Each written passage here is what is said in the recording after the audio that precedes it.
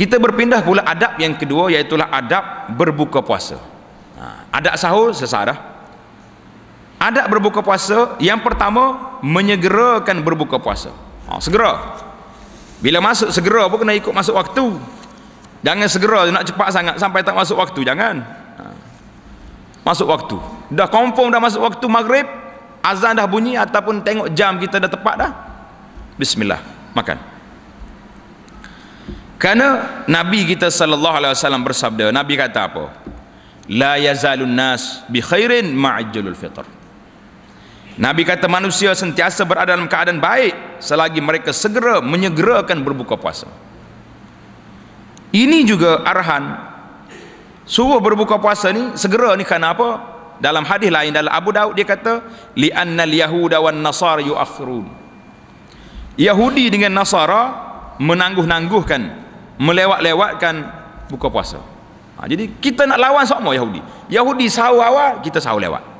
Yahudi buka puasa lambat, kita sahur lambat. Sekarang ni ada satu kumpulan ajaran sesat yang telah difatwa oleh kerajaan Malaysia, iaitulah golongan Syiah.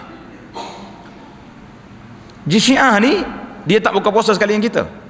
Manakala kita panggil kawan-kawan kita mari rumah, orang lain buka puasa bismillah lama dah makan, dia lagi tu tak apalah saya makan lepas ni, lepas sembahyang maghrib. Acer dah tu. Orang itu terpengaruh dengan Syiah. Mudah dia nak kenal dia. Lepas tu dia tak makan benda-benda jenis benda-benda lauk, 2-3 jenis tu ada tak makan lagi. Baik.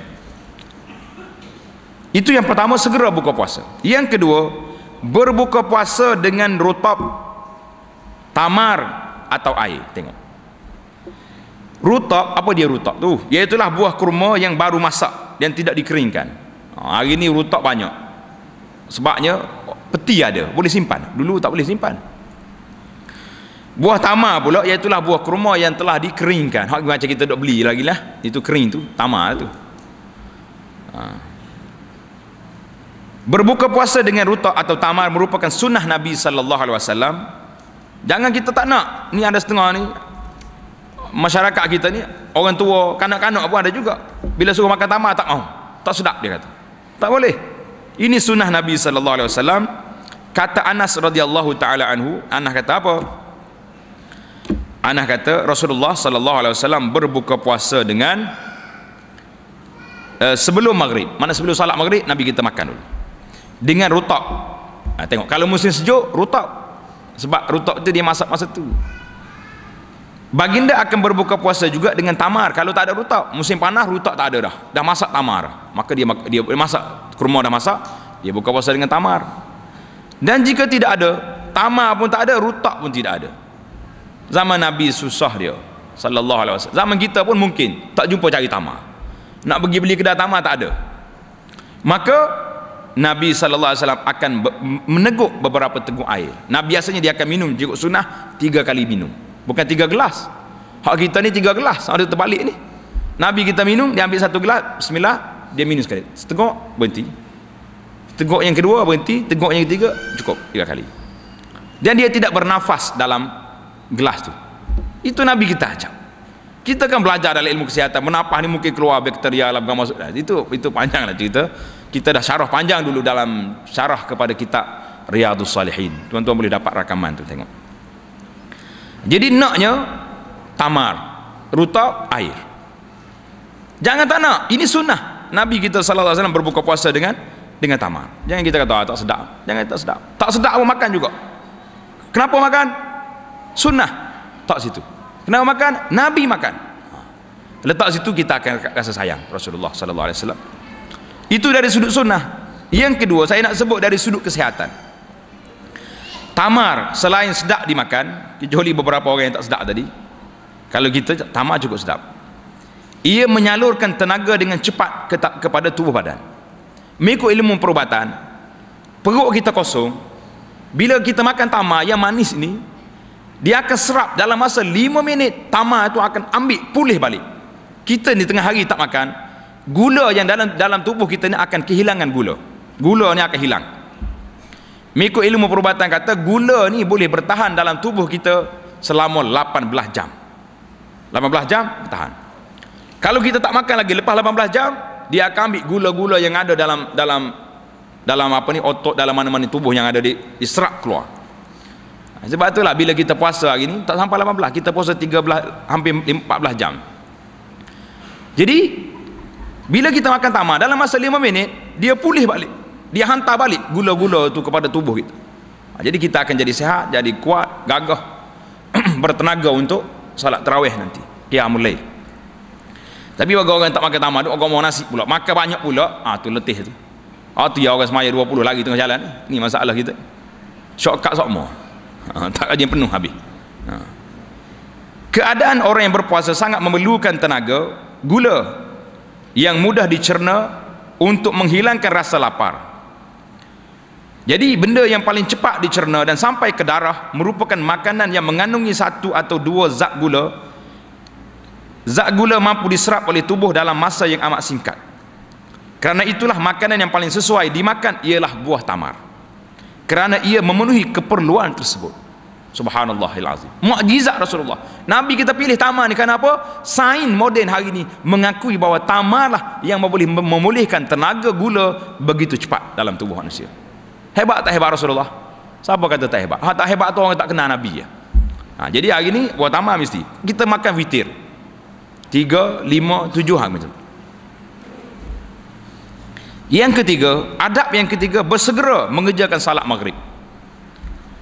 Hadis di atas, hadis Nabi yang kita sebut, Nabi kita makan dulu sekejap je tu, dia makan tamar, bukannya makan hidangan macam kita hari ni.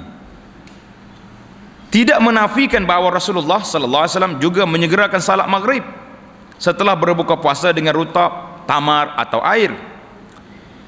Namun sekiranya makanan malam telah terhidang, disunnahkan menjamah makan malam terlebih dahulu walaupun salat telah didirikan. Setelah selesai menikmati hidangan, bersegeralah mengerjakan salat maghrib. Ni kena bincanglah sikit. Masyarakat kita ni dia baca hadis ni cara zahir, di mana Nabi kita sallallahu alaihi wasallam bersabda, Nabi kata apa? Iza wudi'al asya wa uqimatis salah fabda'u bil asya. Hadis Bukhari ni.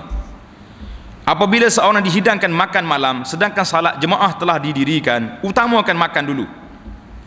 Jangan seorang itu tergopoh, wala ta'jalu ala asyaikum. Janganlah seorang itu tergopoh-gopoh menghabiskan makanan itu sehingga dia selesai dalam keadaan tenang. Hak ni kita kena bincang betul-betul. Kalau nak makan belum maghrib, makan biar cepat, letak makanan tu dah hidang. Masuk waktu maghrib, tamar, kemudian makan hak lain. Mungkin mencari dari sudut sunnahnya tidak tepatlah, tapi tak apalah, kerana nak segera sembahyang maghrib. Sebabnya sahabat ni diperintahkan teruskan makan waktu orang duduk sembahyang. Ada 2 perkara yang sini kita kena ingat. Jangan duk baca hadis ni pakai zahir gitu ya. Tak boleh, makanan dah ada kita kena makan. Betul. Yang pertama, Nabi kita salat panjang. Dia tak sembahyang pendek dengan main wal asri dengan inna ataina gitu. Panjang dia baca. Yang pertama. Yang kedua, makanan dia roti dengan susu. Cepat ke lambat makan roti? Kita lagi sup lagi, tom yam lagi, apa lagi benda 10 hidangan habis. Kalau pergi bazar Ramadan jumpa lagi makanan-makanan menu dalam museum yang baru keluar, masuk lagi kita. Jadi tambah satu lagi. Makanan kita banyak, mungkin mengambil masa yang lama. Jadi macam mana kita nak tatbik, nak applykan hadis ni mengikut dalam keadaan ini? Maka kita kena, kalau kita nak salat awal, kita sembahyang tarawih, kita makan tamar dulu, lepas tu berhenti salat. Ataupun tidak pun makan cepat-cepatlah. Kita kena ingat mengikut dalam fiqh Syafi'i, fiqh mazhab Syafi'i, salat maghrib tak panjang. Al-qaulu jadid dalam mazhab Syafi'i mengatakan salat maghrib tu sekadar azan. Ambil wudu, ambil wudu untuk orang tak wudu lagi, berpakaian dan melakukan salat 5 rakaat. Ada setengah riwayat 7 rakaat. Ada sembahyang maghrib 7 rakaat. 5 rakaat sembahyang maghrib ada. Sudah dia tahu ustaz ni ambil mana pula ni? Jawabnya yang 7 tadi 2 rakaat sunat sebelum maghrib, 3 rakaat maghrib, 5, 2 rakaat lepas maghrib, berapa? 7. Itu makna 7 rakaat. Maknanya waktu maghrib ni setakat tu je. Azan, wudu, pakai pakaian, sembahyang 7 rakaat, lepas tu habis dah waktu maghrib ikhtiar. Fiqh Syafi'i yang al-qaulul jadid. Al-qaulul qadim kata tak sampai ke Isya. Tapi kita nak sebut perbahasan ulama, kita mazhab Syafi'i. Jadi dia nak cepat. Maka bila kita nak cepat, kita kena makan cepatlah. mengikut uruf kita ada hari ni, walaupun jangan banyak sangat menu, jangan banyak. Kalau kita panggil orang buka puasa, sikit-sikit je makanan, biar dia cepat makan. Jangan duduk makan banyak, susah. Maka Imam Nawawi kata apa? Di dalam hadis-hadis tersebut dimakruhkan salat apabila terhidangnya makanan yang hendak dimakan, kerana ia boleh mengganggu hati dan menghilangkan kesempurnaan khusyuk. Jadi kalau kita dah hidangan ada, biasanya majlis tempat kita ini, kita akan buka puasa dulu. Jadi makan terus sampai dia sudah baru salat. Tapi jangan lama lah, jangan guna masa yang terlalu lama. Setengah-setengah tempat ni, kalau makan di restoran ni, Allahu Akbar, kita duduk perhati tengok, dekat-dekat nak isya baru habis. Makan dulu pusing meja ada 5 kali pusing, seolah-olah tak pernah makan sebulan. Dia punya kelaparannya nampak dia tu. Jadi kalau nak buat juga majlis-majlis, itu kita kesian tengok hari ni. Orang buat majlis di hotel-hotel, panggil anak yatim, panggil anak tu, lepas tu sedangkan anak yatim ni tak perlu hotel yang makan 100 orang RM50 seorang. Tak, cukup dengan apa yang sekadar yang ada ya. Duit yang lebih tu pergi sederma kepada rumah anak yatim, lebih baik daripada kita bawa anak yatim pergi ke hotel-hotel makan RM100 seorang. Buat apa? Anak yatim ni perlu pada duduk dalam suasana yang tidak mewah, biar dia sentiasa dalam keadaan zuhud, dalam keadaan yang begitu tidak terlalu mewah. Ni kita duk ajar mewah tu, dia balik rumah tengok, ingat ke mak tak ada, ingat ke ayah pun tak ada, habis. Jadi kita bawa, kalau bajet kita, satu syarikat ni bajet dia nak habiskan duit belanja ni RM10,000, RM5,000. Panggil orang bawa makanan rumah anak yatim berapa habis? RM2,000, RM3,000 lagi derma rumah anak yatim. Kan cantik macam tu. Tak payah bawa mewah-mewah, tapi apalah, malang lah nasib kita hari ni. Orang nak semuanya grand, termasuklah buka puasa dengan anak yatim pun grand juga, sebab nak masuk sarabah, nak masuk buletin. Nah, itu cerita dia. Baik, habislah cerita kita di antara sifat segera dengan sifat salat tadi, kena cepat. Yang keempat, berdoa. Bila kita berbuka puasa, kita kena doa selepas itu. Kita doa hari ni belum makan ke lepas makan? Ini soalan. Sebelum ke selepas? Kadang-kadang orang azan dah, Allahu Akbar, Allahu Akbar, ustaz ni masuk dah, bismillah dah. Ustaz doa dulu. Ada ke macam tu? Nah, tengok dalam kitab fiqh mazhab Syafi'i, kitab Mughnil Muhtaj, dia kata ad-du'a inda fitrihi, doa ketika buka puasa, ai aqibahu, dia kata selepas makan. Ini kita tinggal ni sebab kelang kabut ni, sudah habis lompat tu pergi, sama ada pergi salat atau pergi mana. Jadi dia kata aqibihi, maknanya selepas kita makan, tamak minum air, lepas itu doa. Di antara doa yang disebut yang sahih daripada Nabi SAW, Abdullah bin Umar berkata, apabila berbuka puasa, Nabi kita SAW akan berdoa, zahabaz zama'u wabtallatil uruqu wasabatal ajru insyaallah. Boleh kata sekali, zahabaz zama'u wabtallatil uruqu wasabatal ajru insyaallah. Ni kita hidupkan sunnah ni. Nabi baca ni, zahabaz zama'u wabtallatil uruqu wasabatal ajru insyaallah. Hilanglah segala kehausan. Pasal tu dia kata doa ni lepas makan. Kalau belum makan, doa dah zahabaz zama'u, bila hilangnya minum air pun tak lagi. Betul tak? Itu dari segi fiqh. Dan segala orak-orak telah basah, dan semoga tetaplah beroleh pahala puasa. Kita dah buka puasa, pahala yang kita buat satu hari tadi biar tetap boleh pahala. So kemudian Abdullah bin Amr ibn al-As juga berdoa ketika berbuka puasa dengan doa ini, Allahumma inni as'aluka bi rahmatika allati wasi'at kulla syai' an taghfira li. Allahumma inni as'aluka, kata sekali, Allahumma inni as'aluka bi rahmatika allati wasi'at kulla syai' an taghfira li. Maksudnya, ya Allah, sungguhnya aku mohon rahmatmu yang meliputi segala sesuatu agar engkau ampunkan aku. Lepas makan, kita puasa satu hari dah, buka dah, minta Allah Ta'ala ampunkan. Puasa kita sabatal ajru, tetap pahala dapat. Doa ni mungkin tuan-tuan jarang baca. Yang ada kitab Perisai Muslim yang kita dah khatam baca di sini tu, ambil buku tu, ada doa berbuka puasa, photostat besar-besar letak kat dinding. hafal dulu untuk 2-3 hari. Takkanlah 2-3 hari ni tak ingat. Ingat lepas ni tak payah baca dah, tak payah tingkat dinding. Zahabaz zama'u wa btalatil uruq wa sabatal ajru insyaallah. Kemudian Abdullah bin Amr bin As baca, Allahumma inni as'aluka birahmatika allati wasi'at kulla syai' an taghfirali. Ini kita baca bila? Setelah kita buka puasa. Lepas buka puasa baca doa. Adapun doa yang sering kita baca, yang kita doa ajar anak-anak kita baca tu, Allahumma laka sumna wa ala rizqika aftarna. Betul tak? Ini yang kita ingat belakang ni. Fataqabbal minna innaka antas samiul alim. Doa ni masyhur, ditulis dalam kitab fiqh. Tapi Imam Nawawi rahimahullah dalam kitab dia Al-Majmu', dia kata adik Abi Hurairah ni gharib laisa ma'ruf. Gharib maknanya tidak ma'ruf ikut ahli hadis. Rawahu Muaz, Abu Daud daripada Muaz bin Zuhrah daripada Nabi mursalan, maknanya sanadnya tak sambung. Rawahu Daruqutni daripada riwayat Ibn Abbas musnadan muttasilat bi isnadin dhaif, sanadnya lemah. Jadi anak bila tengok hadis ni rasa pelik juga, kenapa kita tinggal hadis yang sahih, zahabaz zama'u, kita beramal dengan hadis yang lemah. Jadi hari ni kita tambah, tak tahu ulama khilaf tentang hadis lemah tu boleh fadail amal, tak ada masalah. Kita ambil hadis yang sahih ni, kita baca zahabaz zama'u wa btalatil uruq wa sabatal ajru insyaallah. Jadi di samping doa-doa untuk baca buka puasa, kita juga diminta supaya berdoa seharian ketika puasa ni. Sebab Nabi sallallahu alaihi wasallam beritahu, di antara orang yang diterima doanya orang berpuasa sehingga mana? Sehingga berbuka. Ini doa mustajab. Sekarang ni waktu mustajab tuan-tuan. Tambah pula hari ni hari Jumaat. Tambah satu lagi. Mustajab doa puasa dan hari Jumaat. Itu lebih lagi. Ramadan sulusul lail, malam yang separuh malam terakhir. Itu doa. Semuanya boleh katakan Ramadan ni siang dan malamnya waktu mustajab doa. Yang adab yang kelima, berbuka puasa secara sederhana, jangan boros. Maknanya kalau buka puasa ke Allah, kadang-kadang kita takut jamuan buka puasa tu melampau sangat lebih. Pasal itulah kita tak setuju sangat ni dengan adanya bazar Ramadan di bulan puasa. Bagi anak tak setuju. Cara peribadi.